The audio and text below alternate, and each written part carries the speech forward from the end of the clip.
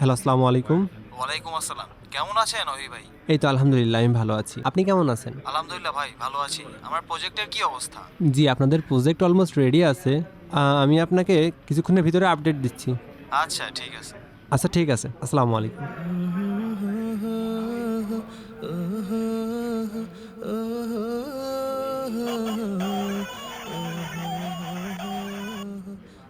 Hello boss.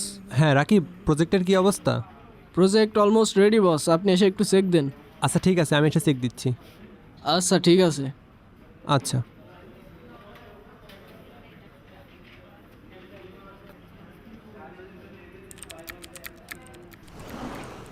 কি অবস্থা? সালামু আলাইকুম বস। ওয়ালাইকুম আসসালাম। স্যার চেক দেন। আচ্ছা দেখি।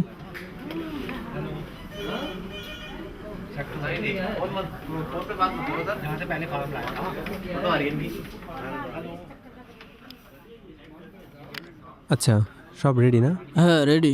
সব কিছু ঠিকঠাক আছে। তুমি হচ্ছে প্রজেক্ট এক্সপোর্ট করে ডেলিভারি করে দাও, ঠিক আছে? আর তোমাদের কি অবস্থা? জি স্যার, ভালো। আচ্ছা ঠিক আছে, কাজ করো। এই পিয়াস, আমার জিমের ব্যাগটা দাও তো, জিমের দিকে যাব।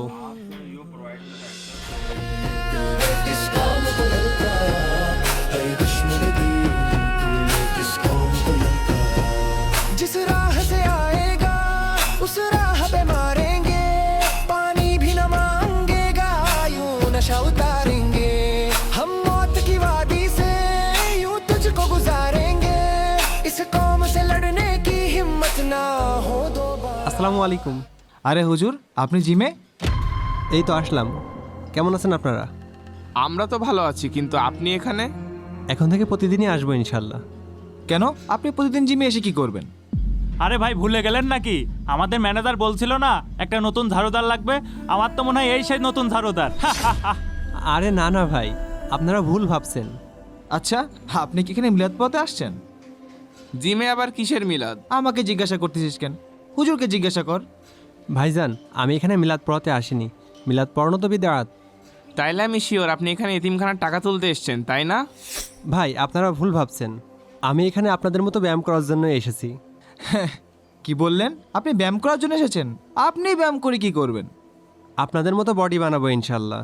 কেন, আমাদের মতো বডি না হলে কি গার্লফ্রেন্ড পাত্তা দিচ্ছে না? নাকি মেয়ে পটানোর জন্য বডি বানাবেন? কি হুজুর, কোনটা?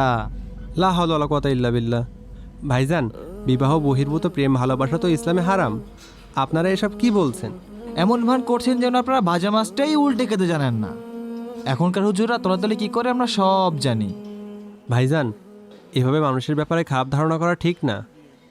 আপনি দু একজন লেবাসধারী হুজুরের কারণে সবার বদনাম করছেন কেন? হুজুর, দুধের ভিতরে এক ফোঁটা চুনা পড়লে পুরা দুধটাই নষ্ট হয়ে যায়।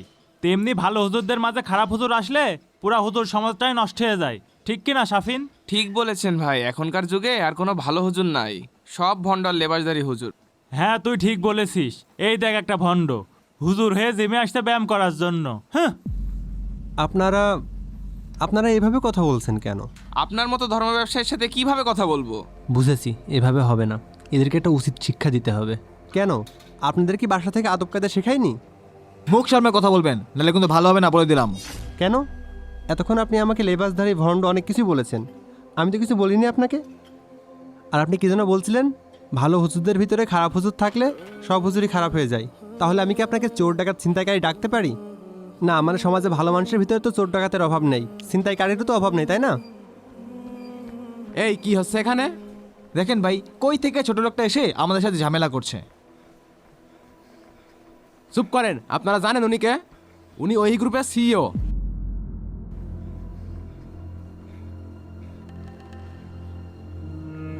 আর উনি আপনাদের চেনে না জানে না, তাহলে আপনাদের সাথে ঝামেলা করবে কেন?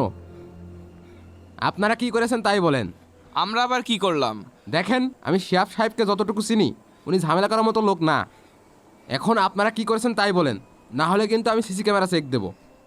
আরে না না আকাশ ভাই, তেমন কিছুই হয়নি। এই তো ভাইদের সাথে একটু পরিচিত হচ্ছিলাম। যাক, তাহলে তো ভালোই। আমি মনে হয় ভুল ভেবেছিলাম, বাইরে থেকে মনে হচ্ছিল একটু ঝামেলা হয়েছে, এই জন্য ভিতরে আসলাম। ঠিক আছে, আপনারা তাহলে কথা বলেন, ট্রেনার এসে আপনাকে সব দেখাই দেবে। আমি আসছি। থ্যাংক ইউ ভাই ম্যানেজারকে কিছু না বলার জন্য। আমরা রিয়েলি ভেরি সরি। আমরা না বুঝে অনেক কিছু বলে ফেলেছি ভাই, আপনি প্লিজ মাইন্ড করেন না। আসলে ভাই আমরা কোনোদিন কোনো হুজুরকে জিমে আসতে দেখিনি তো, এই জন্য না বুঝে অনেক কিছু বলে ফেলেছি। সমস্যা নেই ভাই, আমি কিছু মনে করিনি। তবে আগে থেকে এভাবে ধারণা করে কথা বলবেন না। ধারণা করে কথা বলা ইসলামে হারাম, নিষেধ করা হয়েছে। আমরা আর কোনোদিন ধারণা করে কথা বলবো না। আর সত্যি বলতে আপনার ব্যবহার দেখে হুজুরদের প্রতি রেসপেক্টটা আরও বেড়ে গেল। ভাই একটা কথা জানতে খুব ইচ্ছে করছে, আপনি হুজুর হয়ে জিমে জয়েন করলেন কেন? ভাইজান, আল্লাহ তাআলার নিকট একজন শক্তিশালী মুমিন দুর্বল মুমিনের থেকেও বেশি প্রিয়। এখন তো আমরা বাসায় বসে থেকে থেকে পোল্ট্রি মুরগির মতো হয়ে গেছি, অথচ মুমিনদের কখনো ভুঁড়ি ছিল না। মুমিনরা তো ছিল বীর মুজাহিদ, শক্তিশালী সুপুরুষ। আমাদের সামনে রক্ত সুনামি গাজওয়াতুল হিন্দ ধেয়ে আসছে, কিন্তু আমাদের কোনো প্রস্তুতি নেই। আমরা যেন নিজেদের পরিচয় ভুলে গেছি। ঠিক বলেছেন হুজুর, আমিও বিন মুজাহিদের কাহিনী অনেক শুনেছি, কিন্তু এখনকার মুমিনরা সব অলস। আমিও গাজওয়াতুল হিন্দের ব্যাপারে শুনেছি, আপনি ঠিকই বলেছেন। এখনকার বেশিরভাগ মুমিনের প্রস্তুতি নেই। সমস্যা নেই, আমার দিনী ভাইয়েরা জানে জিহাদের নিয়তে বডি বানালে আল্লাহ তাআলা অবশ্যই প্রতিদান দিবেন, এবং আমি আশাবাদী তারা খুব দ্রুতই জিহাদের প্রস্তুতি গ্রহণ করবে ইনশাআল্লাহ।